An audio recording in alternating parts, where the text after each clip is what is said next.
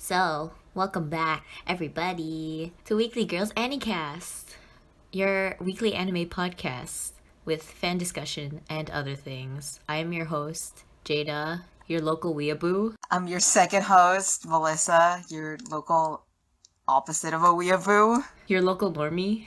Yeah, I'm your local normie. Your normie. How's your week? Actually, really good.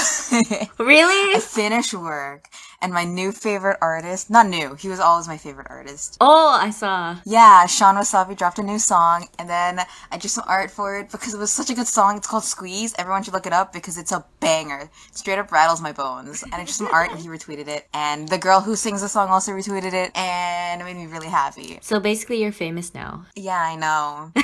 I won't forget you when I blow up. You have to promo this podcast when you get big, dude. Yeah, me and my 150 followers on Twitter. Dude, that's more than me. I only have like a third of that. I watched Crazy Rich Asians yesterday. Oh, how was it? With my friends.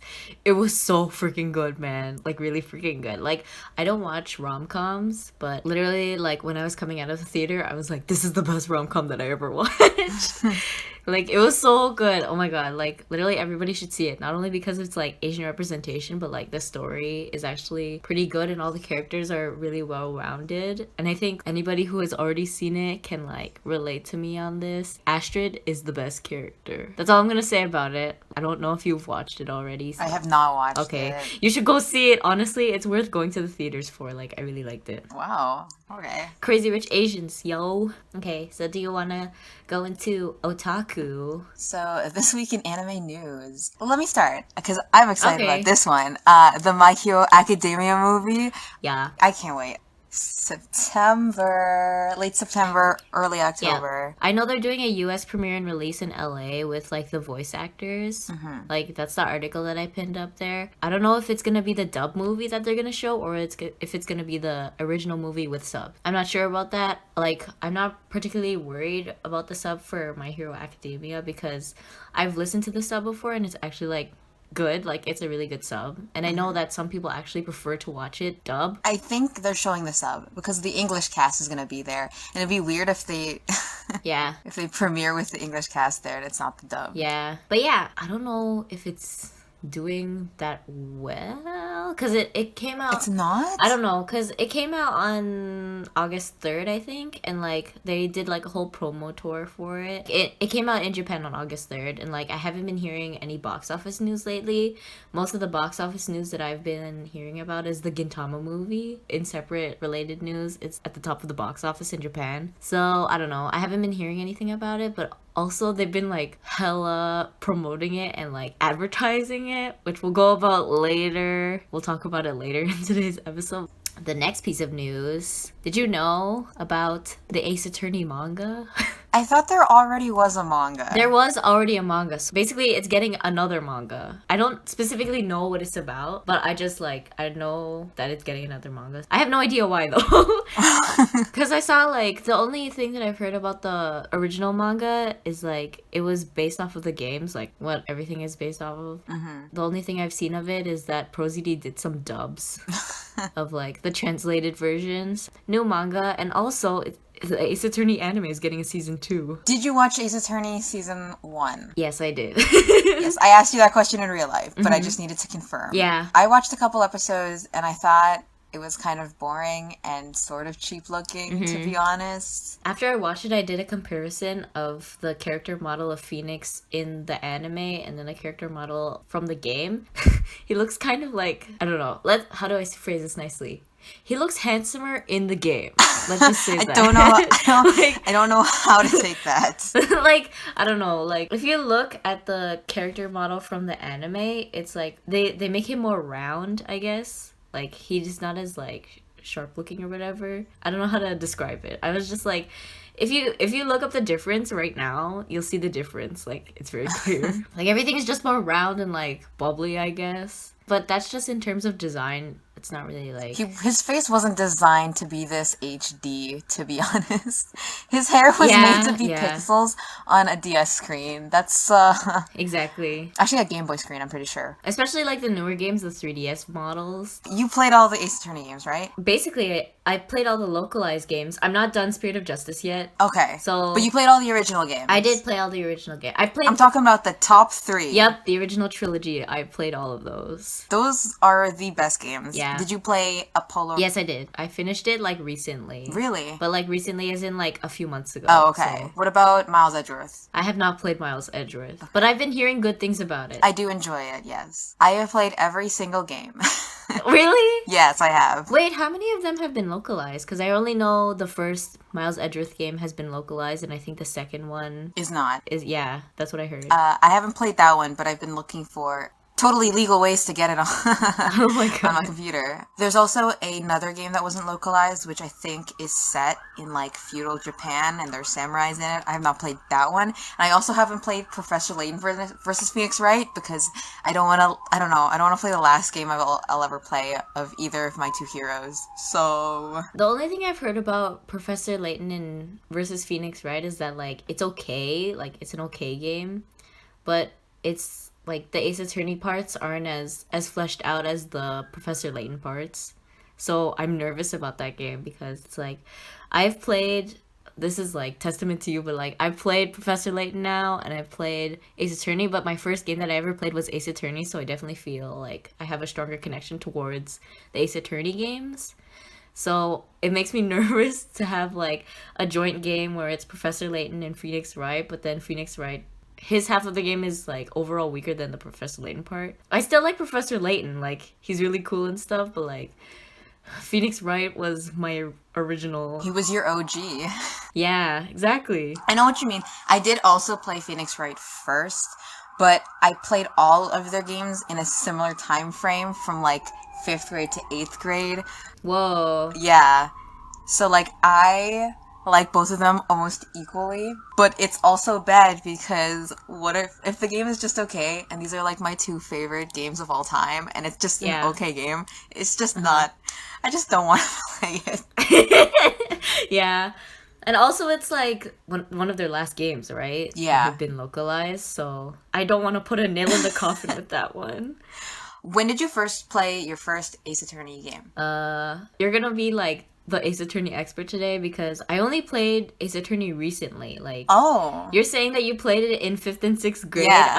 I played it like, I started playing it like last summer. Oh, really? So I'm not, yeah, I haven't been in the fandom for too long. Like, I think my introduction to Ace Attorney was with the ProZD gameplay, because ProZD has a channel called Press Buttons and Talk, and he did like a really good playthrough with like voice acting, and like it was so good that I wanted to play it. And then it was on sale on the Nintendo eShop, like the whole trilogy for 3DS. So that's how I got my introduction to Ace Attorney. Oh so, my yeah. God. Yeah, I played them all the way in 5th grade. I remember because I was in class, and this only happened in 5th grade because 6th grade, they totally banned it. But 5th grade, during recess, we were allowed to stay inside and, like, take out our Game Boys. Or not Game Boys. What? Our DSs. It's because it was only for every Thursday when I went to, like, my gifted class. Wait, hold on. Wait, you were in gifted too? Yeah. I was also in gifted class. Okay. Man, and look at where we are now. That was a tangent, but like, okay, I didn't know that. So, one of my friends who was totally into anime, and it was a little weird because she was white, but like she was really into anime. Mm-hmm. Yeah. And she was playing Ace Attorney one day, and I was like, I don't know what that is. She let me watch her play it, and I was engrossed, and she let me borrow the game that she was playing, which was actually the 3rd game. So I played the 3rd game first. You played it out of order? I did, yeah. I didn't know there was an order. I thought it was the only game. That's weird. So I played the 3rd game first, and the 3rd game, I think everybody knows, is the best game. That's not an opinion, that's a fact. But also true, Trials and Tribulations is the best game. It is absolutely the best game. In my opinion. Yeah. And I think it's a testament to the game that, like, someone like me who's never played the game before plays the 3rd game, and everything, like, totally still makes sense. There's no, like, there's callbacks, but not enough that I didn't understand or felt alienated towards it. And then when I found out that it was a trilogy and I played the 3rd game, and I was like, I gotta play the rest. And that's how I got so into it, just because the third game was so good and it was just amazing. We've already like dived into the Ace Attorney talk. I think we should explain what the Ace Attorney game is about, because for people that don't know, and us saying like talking about Ace Attorney and just saying the title Ace Attorney, I think a lot of people are confused. I've totally forgot people yeah. are not into Ace Attorney. It's just such a big part of my life. You know, every day I think about it. So the Ace Attorney games they originated as Game Boy games, I think Game Boy Advanced, and then they got into the DS games. You can port them to your 3DS, I had them on Wii too. You had them on Wii? I had them on Wii, yeah. Whoa. It was a disaster, but it's set up like a visual novel in which it's not a side scroller and it's not like a shooting game. You follow the life of this young and up and coming lawyer, Phoenix Wright, and his cases, the help of all his quirky sidekicks. But basically, he's like a bad lawyer, but he has a good heart, and that's why he wins all his cases. Yeah, basically. Like, literally, it's not how in real life court works. Like, no. People aren't becoming lawyers because of Ace Attorney. And if they are, then you probably shouldn't hire them as your lawyer if they... Well, I don't want to say that 100%. Okay, yeah, but like... Yeah, I know a guy that actually got inspired by the Ace Attorney game series, and now he's becoming a lawyer, and he's actually pretty good. He's like actually a really good student. Yeah, that's true. It's just not how real life court works, because... No, it's set in the future. Okay, you say it's set in the future, but the time frame of which the Ace Attorney games takes place is now. Like, this year. So... Oh, right. Yeah, because the games are really old. Let's be real, like Game Boy Advance, and I think they were one of the first visual novel games that were released for a freaking, like, a legit system, like on a console game. I think, like, Ace Attorney is not that popular because when I talk to gamers about Ace Attorney, they're like, oh, I've never played it because it's, like, a visual novel and, like... Really? I don't think that genre is very popular with people who consider themselves to be gamers, right? You're not talking to real gamers. Yeah. I've never played Minecraft, so it's an amazing game.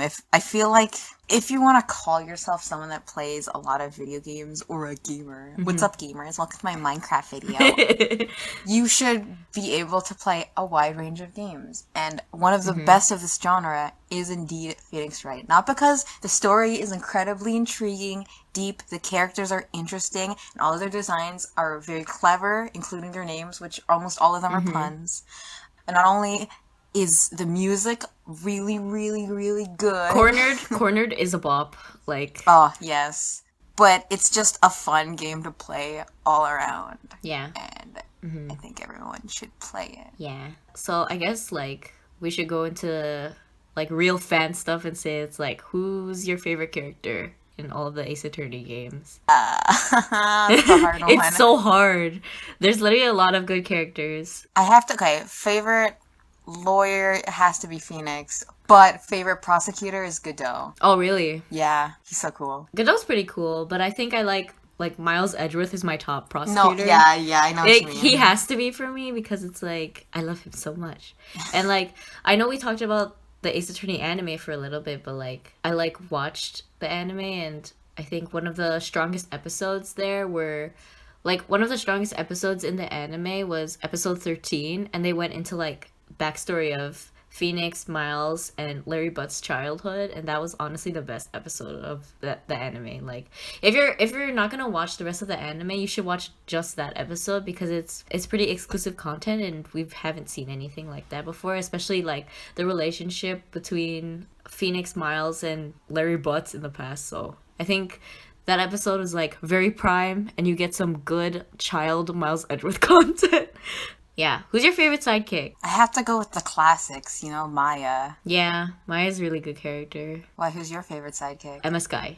Okay, alright. But mostly because she's like wife. And like when I was playing, I was picking Spirit of Justice back up again, and like when I was playing, I was so happy that she finally became a forensic investigator. She works so hard, and like I love her so much. And she's like science and all that and whatever. Plus her design's really cute, so yeah. Yeah, but like when I played the first DLC, like from the first game, I like legit fell in love with her character. Like I think a lot of people could think that she's annoying based on like that first DLC, but like I really like her. My Emma Sky wife rant.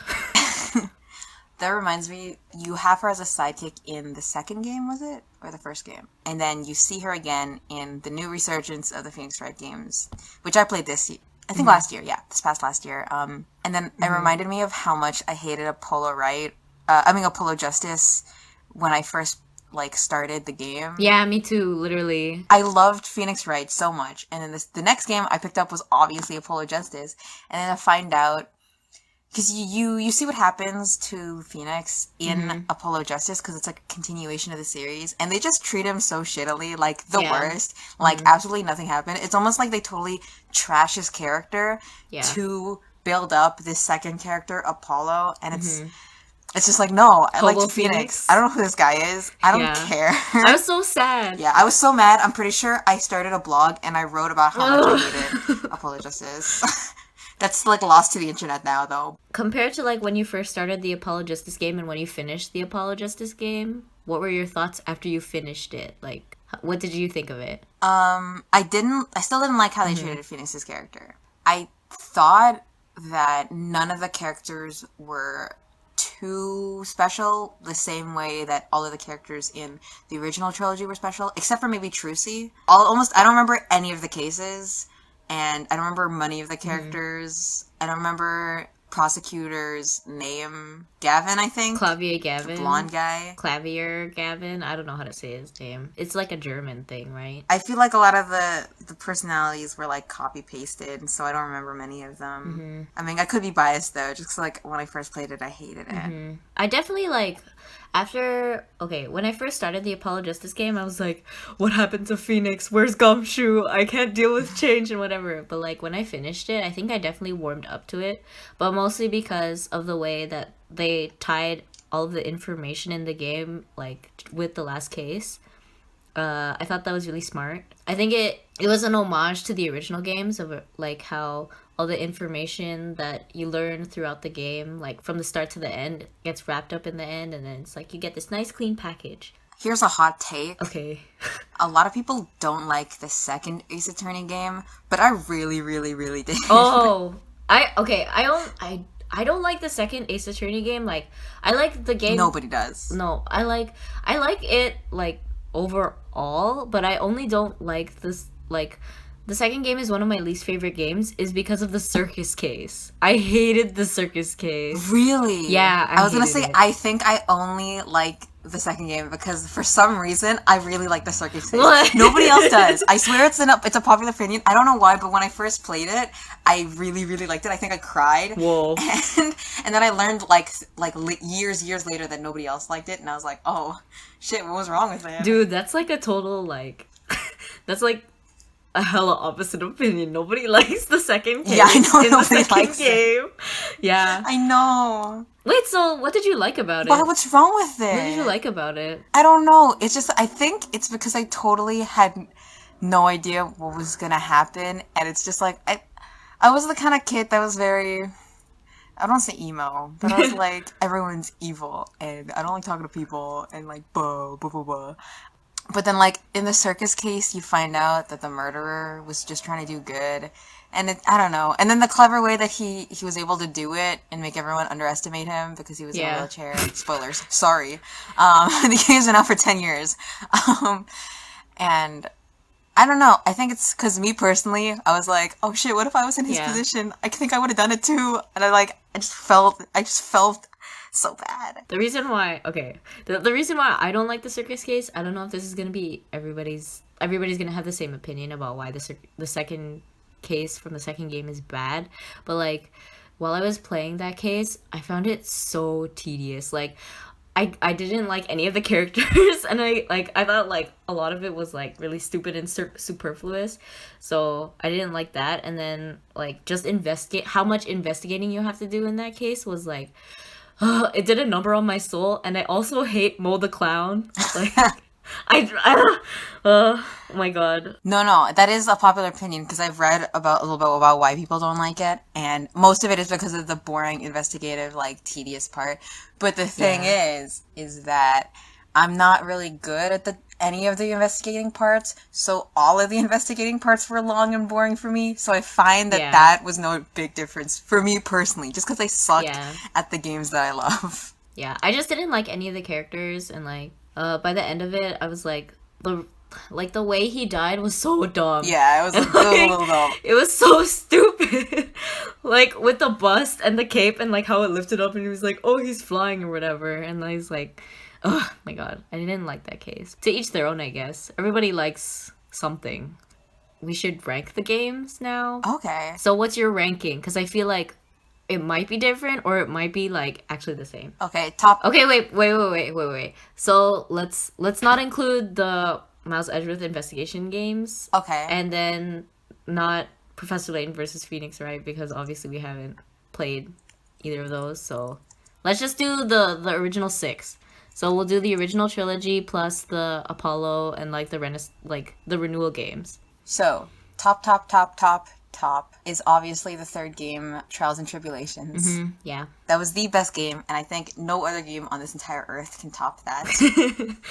Okay. Second, I'm gonna put the first Phoenix Wright up there. I agree. It was a good introduction to the game, and all the characters are interesting in the way that they are. And Phoenix is quite charming, and you immediately warm up to him.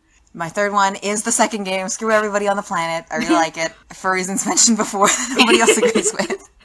Yeah. The fourth would be the Apollo Justice game. I didn't like it, but there's something just very classic about the way that it was put together, and it was clever in how they tried to remake different aspects of the game, like Apollo's bracelet when you're interrogating people, different from the Cyclops that Phoenix Wright has. They just help. It's just an interesting, clever way to make a different dynamic in the game. And then Spirit of Justice. I just liked it better than Dual Destinies. Yeah. I don't dislike the newer games. I just feel like when I picked up my DS again, everything was very predictable and nothing surprised me the way that they used to. And it's probably because I'm 20 now and I'm older and I can see things coming, like a rational adult. Yeah. But back in the old games, I would save scum a lot because like I didn't know a lot of times what the answer was, and every time I figured something out, it would be at the last second, just like Phoenix, and I'd be like, "Oh my god, can't believe that's what's happening!" Yeah. But for a lot of the 2 newer games, a lot of the cases, I like called it way before, and I was like beating a race with the game. Athena would be like saying things and she would be figuring things out, and I would be like, I already know that, come on, get to the next thing, I already know the next thing, like hurry up, like it's so obvious, come on. So that was just like a big pet peeve for me for the newer games, but it's probably just because I've gotten older. But those are my rankings. So I think it's the same. Oh. So like I know I like ripped on the second game kind of, but really I only ripped on the second game because of the second case, like the circus case. Other than that, I think the rest of the game is like really good. So yeah, I think my ranking would be number 1 would be Trials and Tribulations, the third Phoenix Wright game. Second would be the first game, because I remember when I first played that game, even though I saw it completed because I watched the what's it called, press buttons and talk gameplay. Like I watched all of that. I watched the whole Let's Play, and I was still enraptured by that game. Like, it's a good first game. Third is the second game. Apart from that circus case, I really like the rest of the game, especially the last case with the hostage case and everything that happens in the last case in the second game. Like, I think the fourth case in the second game is one of my favorite cases, like, in the whole series. Fourth would be Apollo Justice. Like I said before, I like how it's like a wrapped up package, but also it's not in the top 3 because 1, Gumshoe's not in it, so like where's Gumshoe? Gumshoe's like one of my favorite characters, okay? Like, I've told you this, but like I was like really into Gumshoe when I first played the game. But also because like I don't like Apollo Justice's gotcha skill. I think it's tedious, and I think you can improve upon that skill. Like in the 6th game, which is in the 5th place, I think they sort of did that gotcha technique, but it's a better version of it. And then last place would be Dual Destinies, because like They hold your hand a lot in that game. And, Yeah. none of the cases were really that memorable to me, and So you found the same thing where it felt like a little bit too easy? Because I Yeah. thought it was just because I was older, but you played the games like last year. Yeah. And also, like, I just finished Dual Destinies, like, a few months ago. That last case, like, the space case thingy. Yeah, with the space case. Yeah. It was like, ugh, oh my god. It took so long. I already knew, like, what was his name? The cop that ended up being evil? Like, I already knew he was evil, and I already didn't like him, like, from the start of the game. Mostly because I was don't like... even remember I don't even remember who this character is, Yeah. not even a little bit. He's like an evil cop, and like he turns out to be the bad guy or something, and I was already pissed off at that character before because it was like, where's Gumshoe? Yeah, I just didn't like him, and like the fact that the whole last case was based around this character that I did not like was like the worst. Dual Destinies is my favorite game. Do you like any of the characters from the newer games? I want to like Athena because she's like a science psychotherapy. She's cool. She's like really young. I like her design. Yeah, she has a good But design. there's just nothing about her that's interesting or that I care about. I feel like the sassy girl sidekick is... It's overdone. I feel the same way. Like, I definitely like Emma Skye more than Athena Sykes, but like, I don't hate Athena Sykes. Like, yeah, I don't either. they really fleshed her out in Dual Destinies, but like, I don't think... I feel like they could have built up her character in a better way, and she could have been characterized in a different way. Like, I wouldn't know how to make her better, but I just feel like she could be better. Yeah. I mean, in the first game, you're really able to like Mia, like, almost immediately. And you only see her for one case before stuff happens. Yeah. Literally, like, spoiler alert, she dies in the second case. Yeah, but you And it's really like, feel yeah. you really feel it. I feel like if Athena dies, I'll kind of just be like, yeah, okay. I don't know if they're gonna kill her off. Probably I not. think She's like a main character cemented. now. What did you think of Simon Blackwell? He's trying too hard to be edgy. Yeah, I was like, literally, like, when I was playing Dual Destinies, I was like, okay, I'm tired of your gimmick Yeah. now. Like, how he throws knives and, like, he has a bird. In the in the last case, I thought he really grew on me, but, like, he's not my favorite villain. Yeah. I like Godot because, like, I got Godot's thing was, like, coffee and, like, it happened over and over again. But I never got tired of him. But there's something about Simon that just didn't work. And I don't know what that thing was. But, because, like, Godot is my favorite character. Or my favorite prosecutor. And Simon is very similar in the type of character that they are. But Simon was just annoying and I just did not care. I think, like, for me personally, like, his emo-ness, like, wore me down a lot. I was like, okay, we get it, you're edgy. Like, freaking edgelord of the courtroom. So, speaking of, like, that, who's your favorite villain of the series? Give me a sec. Who's your favorite villain? I like... Okay, hold on. Are we talking about, like, villains that we, like, genuinely like, or villains that we think are, like, really good, well-written villains? You can do both if you want. I was, like, thinking of, like, incorporating both of them because generally, like, a good villain would be a well-written one. Yeah, you're right. Yeah, I'm thinking of it. I'm like, I don't really remember a lot of the villains, but, like, I think my favorite one would be Shelley the Killer. I was thinking Shelley the Killer because there's something about an assassin that's just fun. Yeah, he's, like, kind of fun. And then when you were, like, in the game, when you talk to Shelley the Killer in the court case, you're talking to, like, a walkie-talkie. Yeah, And that I was thought just that was funny. very, very fun. You prosecute a walkie-talkie. Yeah.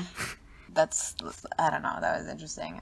I think, I hate her, but she's the most interesting villain. It's Dahlia from the Dahlia third case. Hawthorne? Yeah. Yeah. She's pretty, like, she's a really good character, especially, like, her role that she takes in Phoenix's life. Like, she's literally, like, the root of the whole trilogy, essentially. When you find out what's going on with that entire family and what she was doing with Phoenix and just everything, it hit. That's exactly why the last game is the best game. Yeah. Because it's, like, I think, like, her role in that game is, like, ever present through the whole game. Like, there was that one robbery case that I didn't really like. In the third game, there's a robbery case. It's, like, the first dud case for me, like, in that game. But then the rest of the game is, like, really good. Generally, in Ace Attorney games, they give you, like, a dud case or, like, a comedy relief case, I guess. So, like, that would be the circus case in the second game. And then in the third game, it would be the thief guy, like the art thief guy. Oh, right. Oh, yeah. I almost forgot. Yeah, I didn't like that case. Yeah, I usually like, I might get a lot of flack for this, but like if there's a case that I don't like, I look up the walkthrough and then I like zoom through it so that I can get to the rest, and then I don't use the walkthrough anymore. Was that the third game with Luke at me? I remember his name. I think so, yeah. Are you looking up his like thing right now? Yeah, like, I am. on Wikipedia or something? I also remember he's one of the villains that I actually do remember. I don't know why. I think it's just because his character design was so ugly. Like, his nose is huge Yeah. and his hair is like so ugly. He's really gross. I was like, oh, I'm gonna use a walkthrough for this case because I don't want to tolerate this for like a long period of time, and I just want to get to the rest of the game because like the rest of that game is like genuinely really good, and it ties the whole game together. I used a walkthrough for that case, but like, come on, guys. I just didn't like that. I don't like the dud cases, actually. Like, the comic relief cases, I'm like very intolerant towards those ones. What was the comic relief case for the first game? The comic relief case for the first game... Why can't I remember? Because, like, okay, let's go through the cases of the first game, because it's, like, the first game is, like, the tutorial case, where it's, like, Phoenix's first case, and then the second one, what was the second one? It was the one where Mia dies. Oh, yeah, that's right. With April May and red, white, blue. Oh my god, I hated that. Or red, blue, white, whatever his name was. And then the third case in that game, what was the third one? That one was probably the dead case, wasn't it? Yeah. Because there's no way the second case with her death was the dead Yeah, case. that was, like, a really important case, actually. Will Powers.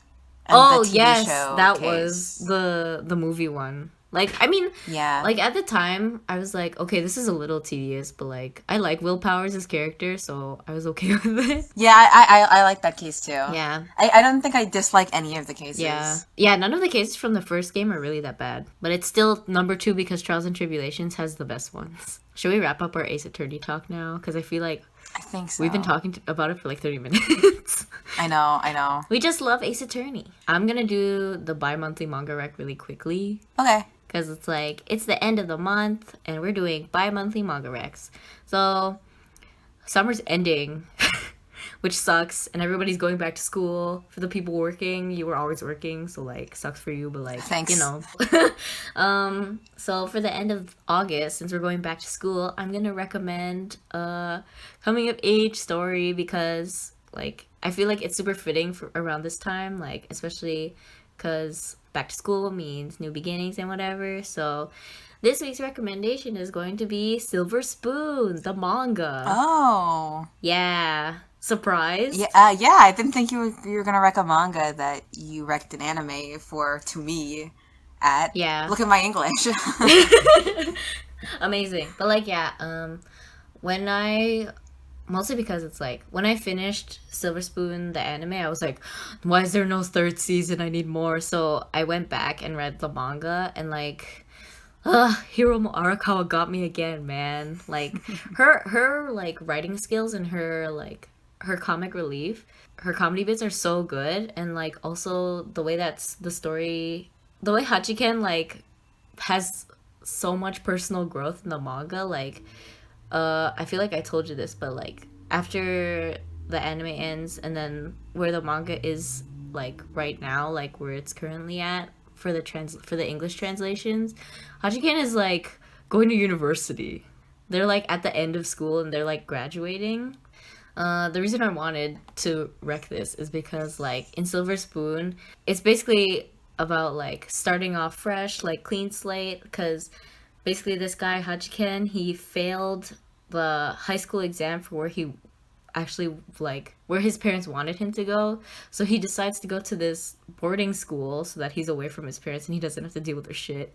But incidentally, the boarding school is a farming school, so he like goes away and he learns all about farming, and it's basically like to find a new purpose in life for like he tries to find a purpose in life, essentially, because all he's known up to now is studying, and he wants to actually learn skills and like stuff that could be useful for him in the future. So yeah, coming of age story, slice of life. It's like it's ticking all my boxes. So yeah, it's good. By Hiromu Arakawa, the person who wrote Fullmetal Alchemist. So you should check it out, man. I'm sorry, I was gonna say I still don't read any manga because I don't read. Yeah. But if I ever do, you bet your ass you'll hear it. Yeah. Yeah. Okay. Yeah, weekly anime review is now. Should we start with Boku no Hero? Sure. I mean, we were already talking about the movie, so like, why not transition into the new episode? It was an ad this whole time. It was. I already knew it was an ad. The second they started, and they were like, "Saving the world with love," I was like, "Oh shit, this is not gonna be." It's a filler episode, Yeah. guys. Here's the first filler episode, like the first real filler episode of Boku no Hero, and I was like, I was surprised, I think, because I did not know that there was gonna be a filler episode this week. I thought we were gonna like finish the provisional exam because that's either what I want them to do. Like, I just want them to finish the provisional exam so that we can move on. What did you think of this episode? I was kind of disappointed because I also wanted them to finish the provisional exam, and obviously they're putting in this episode just to advertise the movie when all I want to do is watch the anime, and Yeah.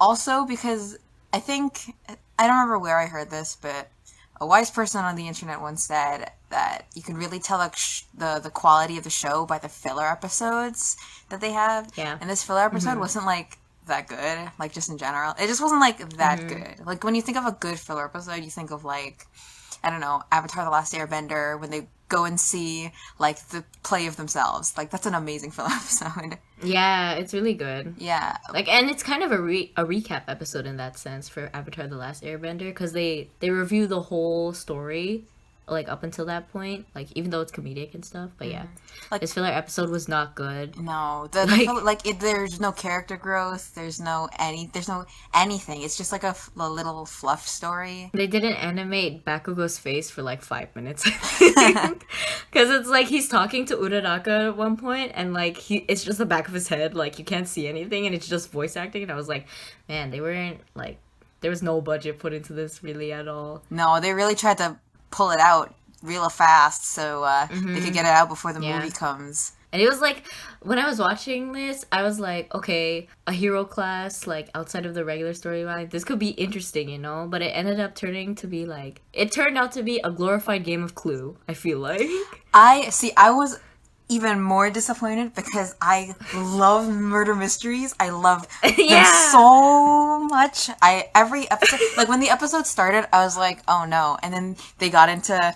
the second that like the knife is in All Might, and they're like, "Oh no, he's dead," and then Eraserhead implies that they had to find out who did it. I was like, "Okay, no, this is a great episode." But like, Yeah, me too.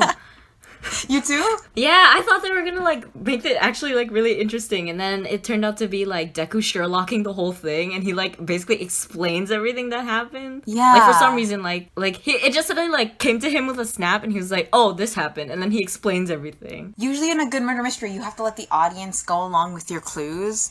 But we weren't really shown anything. It was just Deku looks at everything, and then he explains what happened, and then he was right. Yeah. And I didn't even 100% get his explanation. I didn't understand really what was going on. He was like, Me neither. She was the one that called the police because who else would have called the police? Why would he barricade himself in the jewelry store? And I was like, what if someone walked by and they saw? Exactly. Like, Yeah. I don't get it. Like, It's a robber. Like he's very like he's not inconspicuously dressed. He's very clearly a thug. yeah. Like you see someone like that walking into a jewelry store. I mean, you obviously shouldn't judge by appearances, but in this world where people dress up like villains and he is dressed up like a villain, like alarm bells should go off in people's heads. Yeah. Shouldn't it be like, uh-oh, something's going on? Yeah. And then the motivations that Deku even came up with for Midnight made no sense. It was like, oh, she loves the villain, and then he killed himself because he didn't want her to know. He didn't want her life to be ruined. And I was like, these are wild. Like, what human being would be motivated by this? And it's like, oh no, but he's right though. And I'm like, this episode's not good. Yeah. When Aizawa said it, he was right, I was like expecting him to be right, but also I was like, what the hell? Yeah. Like, how did they come up with that? Like, I wonder if it was like, it would be funny if Aiza was just like, yeah, you're right. Like, he didn't actually have a real answer for what happened. He's like, that sounds right, so you're right. And then they actually, like, they actually didn't get any points for that episode, for that class either, because All Might got away. Like, he like, faked being dead and ran away. My like, favorite I think part... Wait, I was gonna talk about my favorite part too, but, like, my favorite part... Insane. My favorite part was, like, Present Mike's acting. Yeah, I wrote on my notes here, thank God for Present Mike.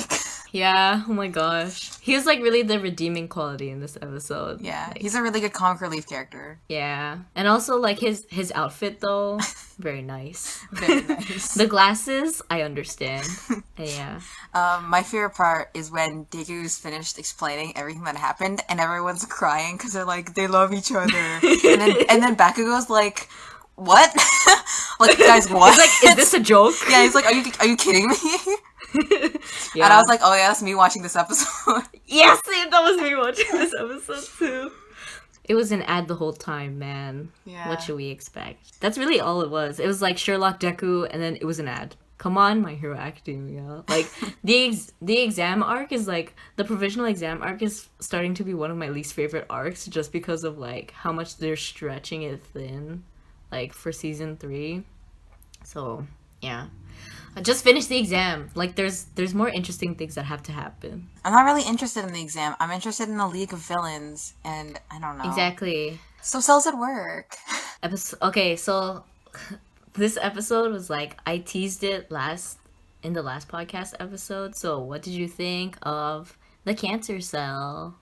I knew that the cell was a cancer cell because the title of the episode is called Cancer Cell. And I was like, Yeah. Oh, okay, that old cell before, he's a cancer cell. That makes sense. There's no mysteries here. Yeah, totally not. Okay, the show's really starting to grow on me. It's just very fun. It's like, Yeah. not every anime needs to be super deep and serious and sad. It's just like a fun little show. Like, like there are the tropes in it, and it's sort of predictable, but like you're learning new things and you're having a good time. And isn't that just what life's about? What I thought interesting was, like, how they tackled the cancer cell's characterization, actually. Yeah, I was wondering, it's like, why did they make people feel bad for the cancer cell? Like, what, are we supposed to feel bad for cancer as a disease? Like, yeah. What? Like, what? When I watched that episode, I was like, this could be potentially problematic, because it's like, when you humanize, I guess it's like, it's one of the consequences of, like, how they, like, anthropomorphize all the cells in the show. Like, they humanize the cell and they have to give it motive. So essentially the cancer cell was, like, kind of revenge seeking for the fact that he was a mutated cell and he wasn't born like a regular cell. Like, they touched on that in the episode, and how, like, the immune system cells were, like, constantly attacking them because there was something wrong with them, and they honestly just wanted to live. Like, they wanted to live and work in the body like all the regular cells, but they couldn't because they were mutated. It's kind of problematic, but it's also, like, that's also very true. Like, I know it's problematic to say this, but, like, at the end of the day, cancer cells just want to live, right? That's why they infect people's bodies. Like, what did you think of that? Because I was like, this is very complicated. I don't think it's problematic, because I mean, people could understand and separate the fact that this is a show, and, like, cancer cells obviously don't have any motivations. They're just cells in your body that are, like, like, mindless, pretty much. So, like, I don't think it's problematic. I just think it's odd that they chose to go this route where you sympathize with the cancer cell, because at the end of the episode, the cancer cell, right before he's about to die, spoilers, he has, like, this very big speech, like, heart-wrenching speech, and, like, the show is, like, full of tropes, which is fun. And this is, like, the end of speech trope where, like, in any other anime you'd be like, oh, like, I feel bad for the character, like, sympathetic, like, you see their point of view, you know. And usually those kind of, like, speeches, the audience can think about their own worldview and stuff, and think about, well, maybe, like, I should change how I do things, or maybe sometimes what we're doing is just wrong. But, like, in this context, it's like, what's the moral of this? What's the moral of this speech, of this episode? Like, like, what am I supposed to take away from this? Yeah. I just feel weird now. So I just thought it was weird. I think it's just, like, a consequence of, like, the way that is a consequence of the fact that all of the cells Yeah. are human in this show. Like, they look like humans, so they have to have, like, motivations and stuff. But yeah, I just thought that was, like, it was kind of weird and kind of interesting how they did that. Like, especially for cancer, which is, like, one of the worst diseases known to man, and they cause, like, a lot of death in, like, actually real life. But, like, yeah. Episode 8 was the blood circulation episode. I really like this episode. Okay. Let me explain myself. I thought you would hate this episode because I remember you talking about, like, how the red blood cell, about being directionally challenged, and how, like, what did you think? So when I realized this episode was mostly gonna be about the red blood cell, and I was kind of just like, all right, cool. But I am a sucker for protagonists that are like, I don't need anybody's help. Everyone always tries to help me. Now it's my turn to like be a hero kind of thing. It's very shonen. I'm such a sucker for stories like that. Yeah, it's very shonen trope. I think this episode just made me like her a little bit more as a character, and I think I'll enjoy seeing her a lot more as the episodes keep coming. Because, like, obviously these characters don't have, like, any real characterization because they're cells, and I like it like that, because if it tried to be more serious, like a serious anime, I don't think I'd like it as much. Because it's a fun show. You know, it's fun. I like how you keep repeating, like, it's a fun show, like, to convince yourself. It's a fun show. If it ever did get serious, like, honestly, if they added more character, if they, like, stopped doing the tropes, if they tried to make it, like, a genuine anime that was trying to be very good, I don't think I would like it. But because it's very tropey and, like, it's obviously tropey, and there's, like, no real characters, it's just fun to watch day to day. I don't need to binge it. It's just enjoyable. It's an anime that knows what it is at the end of the day. Yeah. Like, I know that phrase can be, like, pretty, like, convoluted and, like, kind of confusing in a way, but that's literally the best way to describe this show, is, like, it knows what it is. I was gonna say, I really liked how...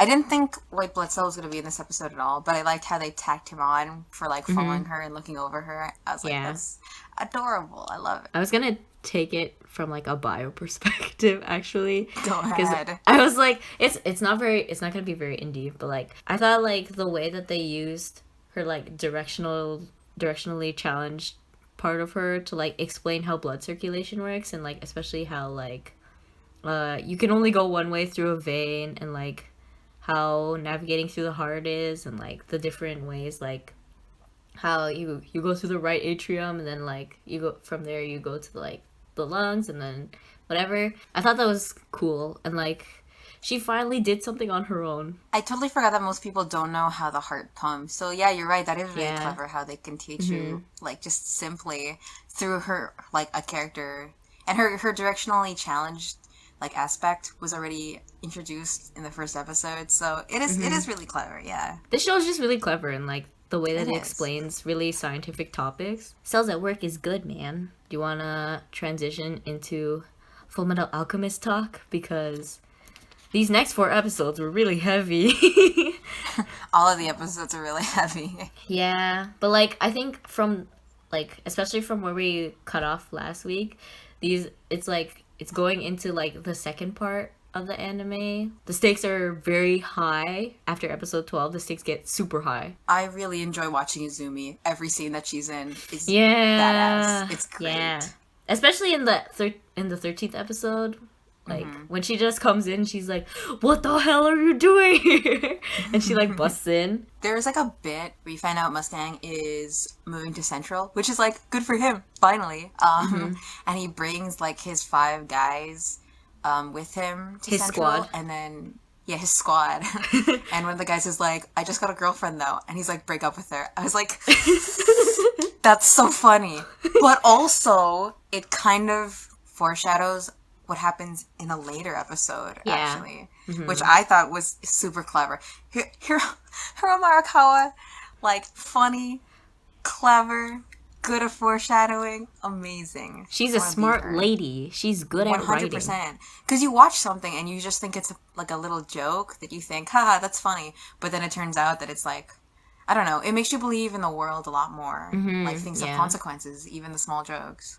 Do you want to talk about greed? The newest homunculus? Okay, so when I read up into the manga, I don't think I learned anything about the homunculi. I don't think I even knew... I think I stopped reading at Greed. After this episode is when pretty much where I stopped reading. So I have no idea what happens next. Oh, okay. I totally not. Obviously, everything from here on out, I just don't know what's going on. Like, I have no idea what's gonna happen. I think he was an ugly character design. Oh, really? Okay. Yeah. Like his shield thing, how it like takes over his whole body and he becomes like the gray thing. Yeah. Greed is like one of my favorite homunculuses. Really? Why? We're gonna get to that later, like, but I just want to tease, like, he's my favorite homunculus. So, yeah. He's like, he becomes actually like really important, like close to the end. So that's all I'm gonna say about Greed. Yeah, that's a little bit of a spoiler, because doesn't he sort of die? Well, don't tell me anything that happens. Okay. Yeah. Like, I'll try not to, but like, it's so smart. But like, also the homunculus explanation in episode 13 was like really good, and I thought it was like super thorough, because also you get like little foreshadows about like how the government works, because I think like in the 13th episode, Ed and Al were talking about how homunculuses were a myth, but then he's like, no, I'm a homunculus, and it's like, but how were you made? It's impossible to make them. He's like, I don't know, ask the government. And like, foreshadowing. I feel like episode 13 was very much a build-up to episode 14. Yeah. So let's transition into episode 14 then. So watching this episode, I knew that King Bradley was bad, but I didn't really know why. I just kind of knew that feeling, like I read it a long time ago, that I shouldn't trust him, but I don't remember why. So I was watching this episode, and first off, Armstrong's really good. He punches a guy's hammer, and it turns into a little statue of him, and that's amazing. Yeah. And then the truth come out is King Bradley does Wrath. It didn't, like, totally surprise me, because, like, I knew he was a bad guy, but I was still like, oh, damn, look at that. It's like, does King Bradley is Wrath? Yeah. Yeah, because he reveals that he's a homunculus, right? Because he has, like, the thing in his eye, and that's why he has the eye patch. Also, he's, like, I know, like, he's like, evil, kind of, but, like, his fighting style's so sick. Yeah, it's like, really cool. With the double sword, and, it's like, really the way cool. he just, like, slashes people, yeah. I think one of the absolute worst moments to watch was when Al is trying to contain the snake lady, and then Yikes. King Bradley kind of just ends everything and makes it terrible, and then Yeah. He stabs her while she's still inside Al. And then Al, like, remembers everything about what he learned when he got his body taken away. Can you imagine someone dying inside you? That's wild. I mean, I know he's just a soul, and he doesn't really feel the armored body. But he knows, like, it was so sad when, like, he regains consciousness and, like, his whole body's, like, torn apart because they had to take her body outside. Like, they had to, like, extract her from him. So, yeah, it just made me more emo. So I have a couple questions about this episode. Do not answer any of my questions. Okay. That is my one request. All right. Okay, so at the end, they capture Greed, and they have him tied up. You already know that he's been alive for 200 years, because that's what he said in the previous episode. Yeah. And all of the homunculi are together, and they say things like, oh, look, the gang's all here. Where's Sloth? And they're like, oh, he's never here. And they show, like, a little bit of Sloth, and I'm like, oh, cool. But they never mention a pride. And that made me go, all right. Sorry, just cough. All right. Don't say anything. That was a legit cough, by the way. Yeah, I was like, Hiromu Arakawa makes no mistakes. Where is there no pride yet? Or is there... And my second thing was, I thought, my original theory, because I don't really know what happens, was that if Hohenheim knows a lot about the Philosopher's Stone, then Hohenheim is the one that created these homunculi. But it makes no sense, because Greed is 200 years old. There's no way Hohenheim's 200 years old. Also, like, if it was Hohenheim in that chair, he looks almost dead, like, so old. I don't know, like, if... There's no way that happened in, like, 5 years, where the dad just totally gets so old. And, like, King Bradley is 60 years old, and I don't think their dad looks 60. So, like, my original theories are kind of falling apart, but honestly, at the end, if it turns out it totally was their dad, I'm still gonna be like, I knew it, never doubted it, gotcha. It kills me inside that I can't say anything. Don't say anything. I'm dying. Don't say anything, I swear. And the last thing was that Wrath has a son. I have no idea what that means. Like, does he care about his son? Is it his son? Can Homunculi have sons? What is he? The son's gonna die. Like, I'm pretty sure about that. I don't know about that for sure. Don't say anything. I'm just saying, I got that good feeling that son's gonna be dead boy soon. Anyway, those are all my notes. My lips are sealed. Thank you. But mostly forcefully sealed because it's like, I know everything that happens. Like, to people just tuning in now, I've already completed Fullmetal Alchemist Brotherhood and we're doing a rewatch because Melissa hasn't finished it. But like, with that, let's move on to episode 15 because I can't say anything. And also, the Shingi's characters are finally here. I'm so happy because they are my favorite. I like how the episode opens with the Monopoly Man villain getting cut open. Oh my god. Literally, like, I wrote in my notes, Propeller Man. Because it's like the way he like spins around and attacks Scar. Like, it really should be ridiculous about how serious the tone is while that man is flipping around, but like, it just works. It somehow works. He's like twirling around on his like peg leg. So in this episode you meet two characters. Mei-chan. Adorable. A cutie. Very good. Her vision of Ed, she wants to meet Ed. She like imagines him. I was like prepared to be disappointed, May, because he's definitely not who you think he is. In my notes, what it says is like, it's Ling in all caps and then 3 exclamation points. And then it says, I'm screaming. And then under that, it says, Lanfan and Fu. And then I'm screaming. And then 3 exclamation points. Why does every single person want immortality? But they, like, explained it, kind of. He's a son of the Emperor, and he wants to, like, confirm his spot as the next Emperor and stuff. If you didn't know, Ling and Lanfan are my favorite characters in Fullmetal Alchemist Brotherhood. I shouldn't really say anything else. I mean, there are, like, some weird, slightly racist like undertones. Really? But this is like a made up world, like made up things. I don't know if it's in the dub, but in the sub they like make fun of Ling's eyes. Oh. A lot of like go back to your country kind of thing. But this is like a made up country with made up things. So yeah. I think doesn't matter. He's not saying go back to Xing in like a xenophobic kind of way. He's just angry at him because like he got beat up by his retainers. So yeah. They don't really do that for the rest of the thing. I don't think of it as racist, really. I think it was just like they were angry at him in the moment, so they just pinpoint a part of him that's really iconic, and they're like, ugh, right? Also, in this episode, they still don't know Hughes is dead. Yeah. Like, at the end of the episode, they're like, let's go back to Central. I can't wait to see Colonel Hughes again. And then I'm like, no! You guys don't know still. And then it's like, that transitions into the next episode when it's like, very sad. Like, literally the last half of episode 16 was them being sad over Hughes. This is so sad, Alexa. Play Despacito. That's literally my entire notes for this episode. Alexa, play Despacito. Yeah. Because it's just a really sad... It's like an episode that you know was gonna be coming because... Yeah.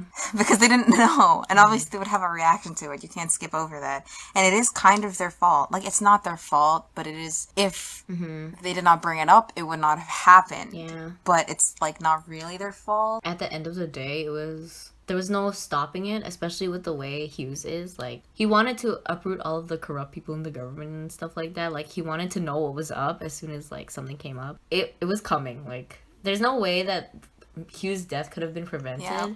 And, like, if he didn't die, I don't think all of this would have taken off, especially with the other half of the episode where we see that, like, Roy Mustang's crew is doing underground work, reveal all of the corrupt government. Because we get all this... Yeah. There's been all this talk about, like... the Philosopher's Stone and how the government and the military were involved in that, and like how homunculuses are now a thing, and like we've been teased that the government can make homunculuses and stuff. I mean, okay, the saddest parts of the episode were definitely when Mustang decides to tell Ed a lie. Yeah. And then, like, a really nice lie, like, oh, he moved up into the country, take over the family business. And then they run into Lieutenant Ross, and then she doesn't know that they don't know. And then she lets it slip. And they don't show you the moment when she tells them, but you can feel it. Yeah. But at the same time, I was like, Roy, you coward. Yeah. Because it bites him in the ass at the end. Yeah. Like, he should have just told them. What do you think about There's like a little part at the end where Lieutenant Ross is getting arrested for Hugh's murder. Oh. What's gonna happen? Wait, I can't ask you. Yeah, because I know. You know what's gonna happen. Because I don't know what's gonna happen. Do you think you can theorize about what's gonna happen? I don't want her to die because I like her. But they're probably gonna pin it on her because, I don't know, maybe someone saw someone like her put a gun up to Hughes because Envy did make himself look like her. Yeah. Please, Mustang, save the day or something. I can't say anything. I don't say anything. Okay. It's a sad time all around. Do you want to finish up then? Because that was it for Not in a Review, so... Who's your favorite character of the week? Oh, man, this is so hard. I think I'm gonna do Neutrophil, or like the Really? white blood cell from Cells at Work. Alright. Just because of like, you're doing good work, man. Like, he becomes like a real softie at the end of like episode 8, so I'm gonna do white blood cell, because he's also one of my favorite cells, other than platelets. My favorite character of the week is Colonel Hughes' wife, Gracia, because after Ed and Al come to apologize to her, she's super cool about everything and she's so strong. And she's just like, guys, you can't give up with the Philosopher's Stone or else my husband's death will be in vain. And it's just like, you go, you single housewife now. I'm so sorry. Yeah, she's a trooper. She's like, avenge my husband. Yeah. Housekeeping. We have some stuff.